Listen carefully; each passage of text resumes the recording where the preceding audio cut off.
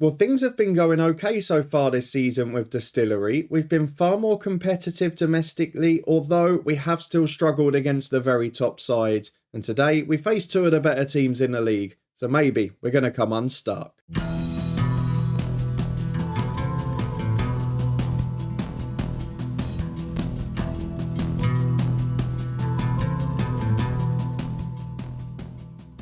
Yes, hello and welcome along to part 65 of this Build a Nation story, Lifting Spirits, with me, Daniel. We are back today slightly earlier than planned because we've got what I think is going to be the big decider this season. It looks like Linfield, with their games in hand, are going to run away with this division. At the moment, Larne are still the best of the rest. You can see that clearly. They're top of the league. They've got a game in hand on Colerain as well. But then the rest of the league below that is incredibly tight down to 9th place, and Colerain are top of that lot. They've been the regular side in 3rd in the league season each year, and we want to try and compete with them for that spot. We have had a little poor run against Crusaders the last couple of matches though, so if you're looking forward to seeing if we can win this big game and whether we can beat Portadown in a game we're expected to win comfortably, then please do put a thumbs up on the video. We have at last got a little bit of transfer news to get through. We'll talk about that in a moment. But let's go and head over to the schedule and see what's been going on, because it's been a little bit busier than usual for this time of year because we've been in all the cups again.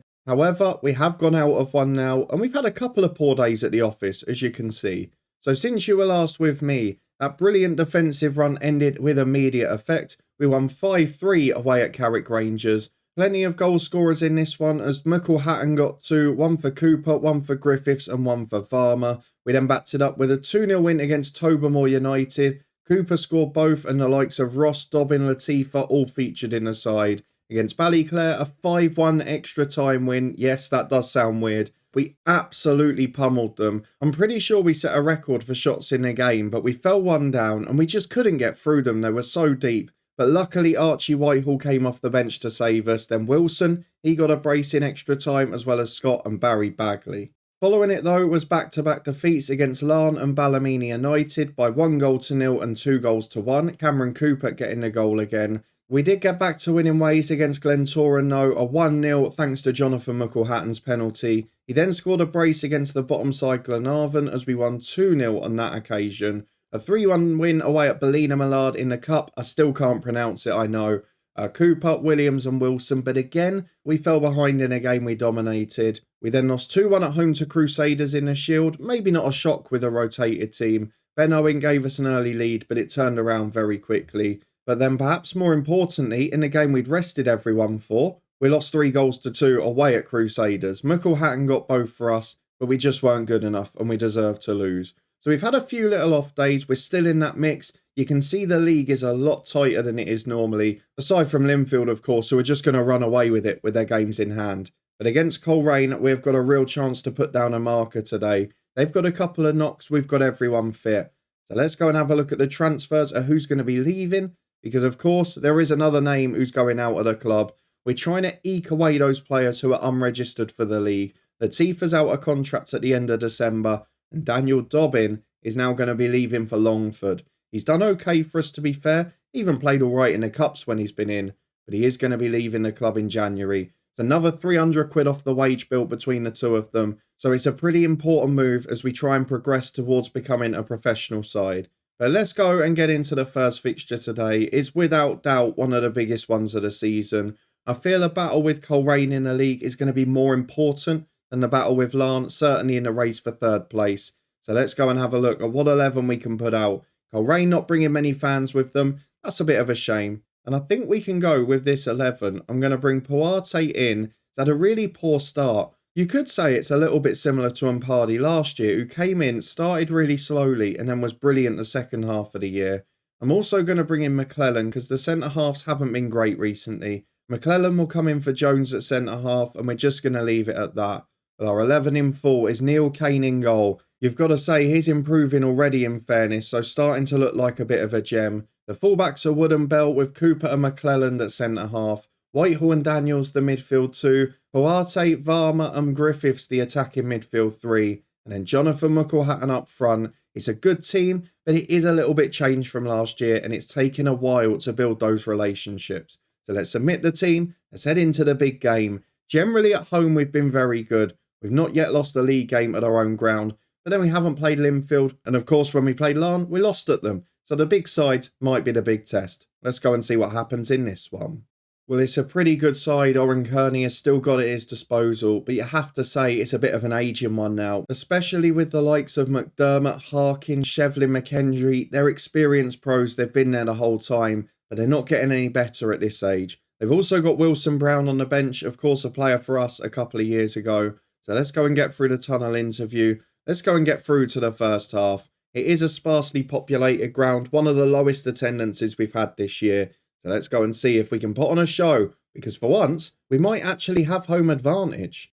Well, 18 minutes gone. It's been an awful game so far on the stats and in the performance, but we are on the front foot here as Varma finds Whitehall through to McElhatton. Brilliant run, good save Berry. He's playing with fatigue and a slight knock, but he keeps that one out, and it's a corner kick for Daniels. Outswinger to the back post, headed away. Hamilton flicks it on. Shevlin will chase, but Griffiths there first. No danger on the counter. One shot on target in 25 minutes. It doesn't look great, but they're losing players to injury again. As Bell goes for the big clearance to Puarte. Loses out in the air. You don't want to play across goal there. And now we've put ourselves in a world of trouble. Hamilton's crosses blocked. Cooper heads away. Hamilton back into the mix again. McBrien into Shevlin. It's 1-0. And for the first time this season, and it cost us at Larne as well, we're playing completely balanced. We're not going cautious against these big teams. And so far, we are still being found out as it's a corner for Colerain. Was about to make a tactical change, didn't come off. And a shot goes over the bar. Free header for Shevlin. 10 minutes to the break. We have been outplayed. Let's go and encourage the lads. Give me one last push before half time. There's nothing. There's absolutely nothing. So it does look like when we play the big three, we are still a country mile away. But we'll go through the team talk. We've told them they've been poor. They've not nearly had enough shots. We'll give them 15 minutes to respond, and then on come the cavalry. We're just before the hour mark. We're on the front foot here with Curtis Bell, who picks the ball up in his own half to Cooper. Daniel's dropping back to get involved, but not really creating, just looking backwards with every pass. Here's Jim Wood, though, to carry over halfway. Options down the line. That pass is pathetic. And I know Puarte's not had the best start, but Jim Wood is not helping him there. Shevlin must be offside. Where on earth is the flag? He's a good 4 or 5 yards off there, and I'm not sure we needed to wait for that. McElhatton struggling a little bit here, particularly on the confidence front. Cooper, not scored for a while, but was very good early in the year. Jaffet and Pardee will come in on the right, and then at the back, do I take off Cooper? And I'm also going to take off Wood. In fact, I don't think I've got anyone who can go right back, so we'll leave it at that. Harley Jones is on, his 3 changes made. Let's go and confirm those subs. We'll get back into it. Fingers crossed we can get on the front foot. We need to find a goal from somewhere. We've got to get a point at least. I've gone positive now, but there's no real difference. So Lewis Scott on for Varma. I've got Griffiths or Daniels who can come off. I'm going to go for Griffiths. Burns will come on. Whitehall further forward. And in fact, that'll probably have to be Barry Bagley, won't it? He'll go on as the Mazzala. And we'll see what difference that makes. 15 to go. We've gone positive. We're chasing the game. But it's Colerain on the front foot. And maybe we're still going to have to play a bit more defensively against the top 3. Because they do appear to be too good. As Cooper chases that one. Header away is poor. It's gone to Lewis Scott on the left. Chance to get into the box. Deflects to Cooper. Oh, it's poor. Really poor. They both had a chance to control that. And now on the counter, there's a big gap at the back. McDermott comes down his right-hand side. Good defending from Lewis Scott. Got all the way back to cover. And he plays it forward to Whitehall. It's a good ball. 2 in the middle. Cooper's one. Great ball. Great finish from Cooper. And off the bench, he has made the difference. We've got the super sub there. And this is the beauty of having 2 or 3 good strikers. If one's having a poor game, you switch him out and you still look all right. We've gone positive. It's working a treat. And now we've got the momentum, which could be everything. As Daniels puts the ball to McClelland in the centre circle. Out wide right to Mpardee, the sub. He knocks it down for Wood. Bagley can't get there. How many poor passes is Jim Wood going to play? The voice is going as Cooper's wide to Scott. On the left-hand side, please hold out. Ball into Whitehall. Oh, it's held out for that all right. Brilliant strike, Whitehall. He's been really good the few games he's gone into that number 10 role. Bit of a revelation, really. And now we can go to cautious and just sit it out. Because with 4 minutes of stoppage time to go, it is a big late turnaround. The perfect home record in the league stays. And it is Lisburn Distillery 2, Colerain 1. and the race for third is well and truly hotting up.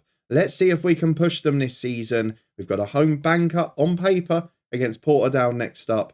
Let's go and see if we can get the same result. Hopefully, it'll be a little bit more comfortable. Back in a moment to find out. We're back for our second game of the day, and this one on paper should be a little bit more comfortable because against these bottom sides, we've had good days at the office so far, and at home, we've been virtually invincible as we face Portadown in 10th, one of 3 sides that haven't got to double figures yet, and it's a real opportunity for us to push on. The top 5 at the minute separated by 2 points. I know Linfield have got games in hand and will run away with it, but if we can be up there with Larne and Colerain come the end of the year, watch out for Crusaders as well, who are doing okay, and we're going to have a pretty good season. Let's get through the tactical meeting. We've not had a week off, so, you know, there could be a chance we need to make changes here. It's a low attendance. Everyone is fit, though. I'm going to take Jim Wood out because he annoyed me in the last game. Jones will go centre-half with McClelland out to the right. The rest of it, though, maybe stays the same, except Puarte out and Pardy in. 2 changes made. The bench stays the same. Let's go and get into it. It's a big game for us. We've got to back up those big wins by winning the comfortable games as well. When we're favourites, we need to deliver. And at home, we need to make it a fortress. Let's go and see if we can. Well, to be fair to Portadown, there's a few legends there, aren't they? Balday's been there for as long as we can remember. Certainly when we were playing them in the seconds here. You've also got the likes of Ben Gallagher, Ben Hall at the back, former Northern Irish international, and both strikers skippering their side, showing their importance to their respective teams. Let's go and get through the dressing room though. We have got to leave them in no doubt as to why we're favourites for this game. I'll do what I've done generally, which is leave it balanced for 10 minutes, and then if we're not completely dominant, I go positive. I think we'll be able to do that in this game. I think we'll be able to get on top, but let's see how this first highlight pans out, because remember, back in the day, Portadown were a bit of a bogey side. As Gorn goes back to his centre-half, it's short. Varma nicks it, he's in one-on-one, beats the defender, shots over the bar. If they give us gifts like that, it will just be a matter of time. Well, nearly 15 minutes gone, and I've decided to go positive already. We've got the ball on the left with Varma, and I hope it makes a difference. As Whitehall through to McElhatton, just so easy down the middle there. But he's missed again. He's missing a few chances this year. I guess because he scored so many last season, we don't expect it. As Cooper has the ball at the back, we're camped in their half, but still only 1 shot on target. We definitely have had 1 on target. Why are the stats saying no? I just watched the goalkeeper save from McElhatton. Are they suggesting it was going to miss? I don't know. Larne and Linfield winning. We have got to keep pace if we want to be in a title race or even a race for Europe. So let's see if we can do so, because with 40 minutes gone, apparently we've not had a shot on target. And to be fair, at half-time, Portadown will be delighted with that. It's been a dominant display. It's been a brilliant effort. But we've got to convert those chances into goals, and that just hasn't happened. We've got the lads motivated. Let's get into the second half. Hopefully, we get a positive response. Well, I've got to be honest, this is turning into a baffling game and a really disappointing one. I know there's been games this season that we've only won 1 or 2-0, but we've generally dominated and had loads of chances. It hasn't been the case here. Dunn picks the ball up from a pretty average cross. I don't know why we needed to see that. Don't say this is going to be like one of those cup games where they just play a long ball over the top and nick a goal on the counter. They don't. McClelland gives it to Pardy. Chance for him to get down the right. Whoever starts out there, really doing poorly at the moment. McClelland keeps it for him again. Good ball in this time to McElhatton. The touch is poor, but he gets away with it. The keeper saw his name in lights. He came flying out to McElhatton's feet, and he got nowhere near it. Tap in for the top scorer. That is exactly what we needed when we were struggling to break them down. Now is can the floodgates open? They're going to have to come out a bit. They're going to have to play. And on the counter, we should be ruthless. Though we can't concede an equaliser straight away. Long ball forward towards Gallagher. McClelland wins it. McElhatton to Pardy. Chance to get down the right, but instead goes back to McClelland. Very professional play that. Daniels into Whitehall and Griffiths. Good football. Up again to Whitehall. Was the star of the last match, of course. McClelland gets it into Daniels and Griffiths. Lovely turn to McElhatton. It's not the best ball though. Here he comes again. That ball's better. McElhatton's in. Beats the keeper again. 2-0, and just like that, the game turns on its head. This is the key in these games. Where we've scored early and we forced them out, we've generally won 3, 4, 5. Where we haven't, it's been 1s and 2s. But this should be game over now. Very similar to the game we showed at the end against Cliftonville at the end of August. we get a couple of goals and then just shut up shop. But I'm going to keep playing here. I want to get the goal difference up. As McClelland on the right-hand side. Whitehall and Pardy. Back to McClelland again. Has time on the ball. Finds Jones. Into midfield. No, goes long. McCallhatton loses out. Whitehall will get there again, though. Little bit scrappy. McCallhatton nicks it. Got support on the left from Varma. Goes alone, though. Beats two. Beats the sliding challenge. Gets into the box. Shot deflects to Dunn. Could have been better. He should have picked the pass out. With an hour gone, we can't complain. He's currently the match winner. As Griffiths on the right-hand side. Into Whitehall. Short to Daniels. On a yellow. Might take him off soon. Into Mpardi. Across to McCallhatton. Crucial touch from the defender. It's back into Griffiths, though. And he does score. 3-0. It's very comfortable. Let's go and make some subs. Because there's tired legs out there. Well then, the subs are as follows for Lisburn Distillery. Jim Wood on at right back. Bagley and Burns in centre midfield. And Puarte and Scott on the wings. We've got Mpardi, Varma, Daniels, Whitehall, McClellan getting a rest.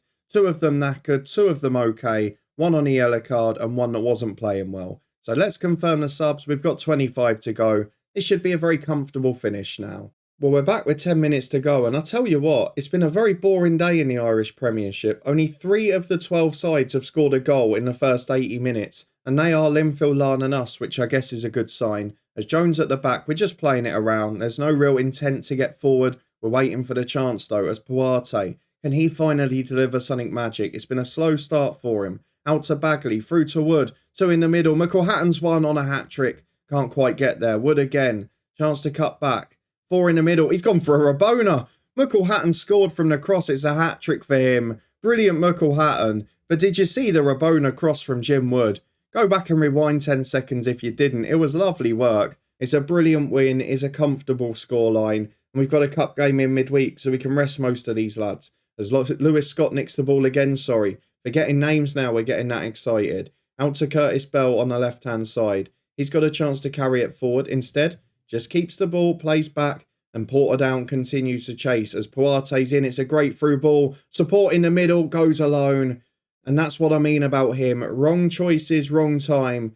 Maybe he's just desperate for his goal, I don't know. But there, he lays it across, he gets an assist, and McCallhatton taps in. That's the frustrating bit at the moment. But a 4-0 win, 2 big results in this episode. And now we are well and truly in a race for best of the rest. Well, I encourage you all to enjoy this moment while it lasts, because albeit it's only going to be until Linfield play catch-up, we are top of the Irish Premiership for a day, which is lovely. Let's see how Linfield are getting on in Europe while we're here. They are doing okay as far as I know. They've got a point at Zoria, which is a really good result. And now they've got Tobble coming up this week, which is a winnable match. So we'll see how they get on in that one. Only lost 1-0 to Copenhagen. They're really improving. And they're paying all their players 3 or 4 grand a week. So it's no big surprise. But that's going to be the challenge this year. Can we stay with Larne, Colerain, Crusaders? Or will it just be floating down the league and back to 4th by the end of the year? I'm hoping not. I'm hoping we'll be best of the rest after Linfield and Larne. If you want to find out and you did enjoy this one, please do put a thumbs up on it. We're going to be back at the start of January for what I think will be 2 very big games, because the last game of this calendar year is Crusaders at home, and the first game of next year, Colerain away from home. Albeit, we've actually got a 3-day break between every game this year, but it is going to be tough for us. Can the squad compete? Can we show how good we are against those sides? Will it be a stage where we climb up, or will it be one where we start to fall down? Between now and then, we've got to play Linfield for the first time. We've got some really tough away games too. So I'm not sure it's going to be plain sailing, but I'm of course hoping that we're going to be well and truly in the mix. If you want to stay up to date and find out, subscribe and turn that notification bell on. We'll be back with a very important episode in the head coach tomorrow, so make sure you're up to date with that. Yesterday's episode is in the eye above. There's also links up there to the football podcast, the Twitch channel, and so much more. But thank you as always for watching. Your support is greatly appreciated. I'll put that head coach video above my head now. I'll see you back here in a couple of days' time as we try and cement our place as the 3rd best side in Northern Ireland.